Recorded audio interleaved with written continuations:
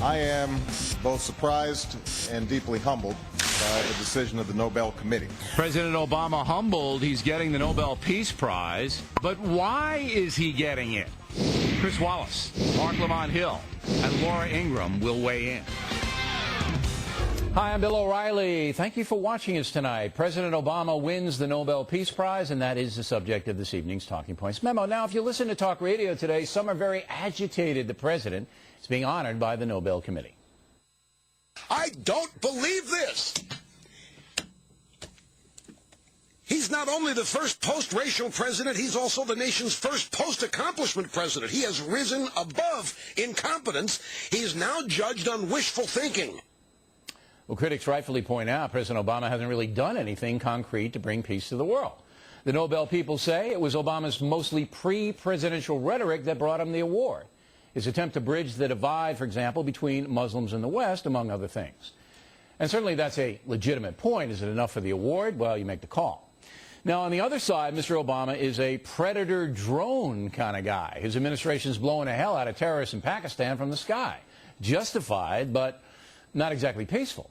The president is also waging war in Afghanistan and Iraq. Again, justified, but brutal. So on paper, the Peace Prize looks to be a political prize. And that's what the Times of London editorialized today. Quote, "Rarely has an award had such an obvious political and partisan intent. It was clearly seen by the Norwegian Nobel Committee as a way of expressing European gratitude for an end to the Bush administration. The prize risks looking preposterous in its claims, patronizing in its intentions, and demeaning in its attempts to build up a man who has barely begun period in office, let alone achieved any tangible outcome for peace." Unquote. Talking Points does not share the dissent, understands it, doesn't share it. Because having a U.S. president honored with a peace prize is good for the country. It's as simple as that. We should want the world to think we're a nation that gives peace a chance, because that's what we are.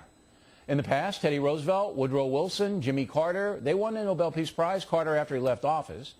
Yasser Arafat also won the Nobel Peace Prize, if you can believe it.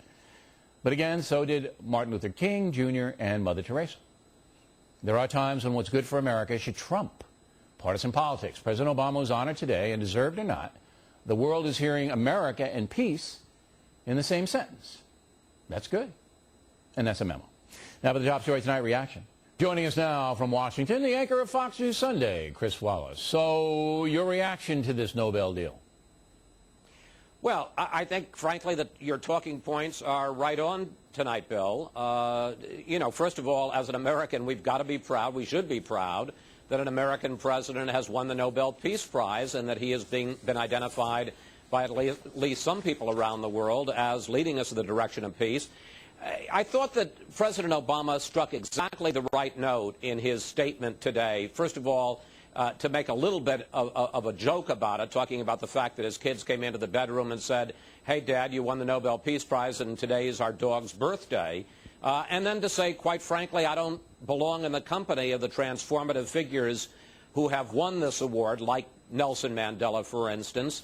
But you know, to say I'm going to accept it as a call to action that we'll face the challenges of the 21st century. Obviously, that is a promise. It hasn't been accomplished yet. But right. we, you know, as an American, all you can do is hope that he will achieve it. And he gets $1.4 million. That goes along with the prize. He's going to donate it to charity. That's nice. So I think it's a win for the country, and I agree with you that there's no reason to be upset about it. But this is really the interesting deal. The Nobel Committee, they're dopes. They're just dopes.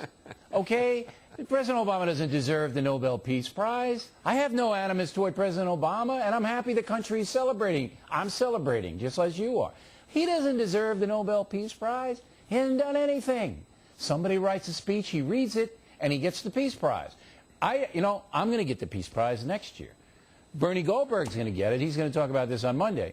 We haven't done anything either to bring peace to the world. In fact, I probably brought more violence. But they're dopes, and this is the end of the Nobel Peace Prize Committee. Everybody knows this is a charade. Am I wrong? Well, look, I think you have to know who this committee is. They're elected by the Norwegian Parliament.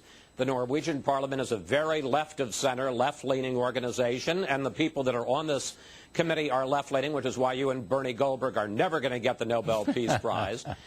And the fact is, I think the primary reason that Barack Obama got this award is because he's not George W. Bush and because he has repudiated Bush's policies. Now, if you believe he hasn't really repudiated them, Chris.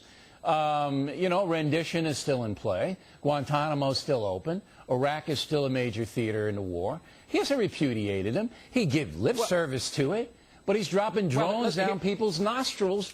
I mean, I certainly agree about the drones, but here's where I disagree with you.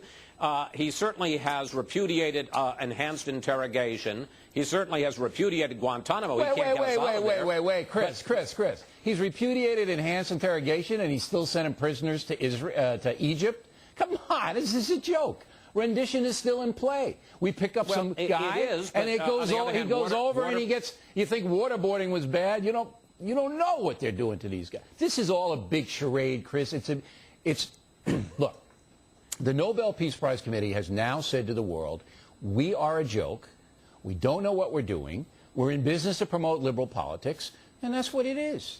That's what they've said. Well, that's right. But they didn't like George W. Bush. In 2002, they named Jimmy Carter, and one of the members of the committee said, we hope that's a kick in the leg to Bush that they were during Bush's presidency, and after Bush had beaten the Taliban, even before Iraq, that they named Jimmy Carter. In 2007, they named Al Gore. So, you know, they're saying, we like this guy's policies. But this is over the top. At least Carter and Gore, whether you like them or not, were in the game.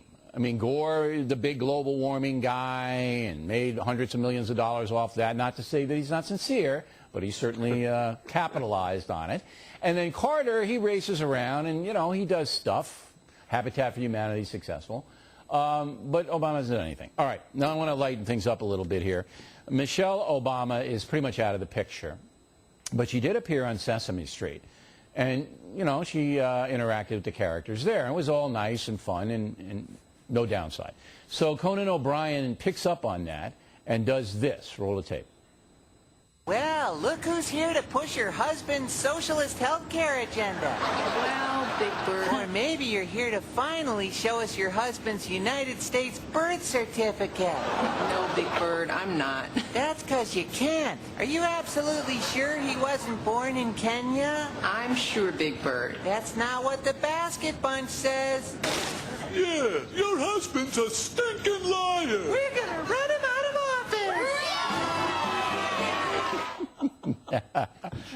So that's Conan O'Brien. Now, my question to you is that over the top? Is it legitimate? First time I've ever seen Michelle Obama being made fun of. Yeah, of course it's legitimate. I mean, don't be so touchy-feely, Bill. I'm just asking, Chris.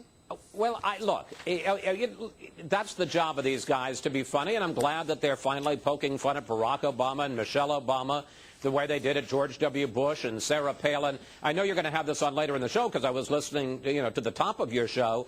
I mean, here, the idiocy of CNN doing a fact check on Saturday Night Live's send-up of Barack Obama. The fact is, that is what comedians should do. They should make fun of the people in power. All the people in power. Comfort the afflicted, afflict the comfortable. And, that they're in that business, and Conan O'Brien was doing what he should be doing. But it's shocking. Whether it's a Republican or a Democrat. It's shocking because you so very rarely see that. I think this is the first time that Michelle Obama has been satirized anywhere. Have you ever heard of another time when she's been satirized? Well, I suppose the New Yorker magazine with what they did on the cover after the so-called fist bump. But look, I hope that we're going to settle down, although I don't know that the Nobel Peace Prize is going to do it, but I hope we're going to settle down and treat this president and this first lady as regular politicians and regular public figures and not as something heaven sent. And that's good and healthy for the country.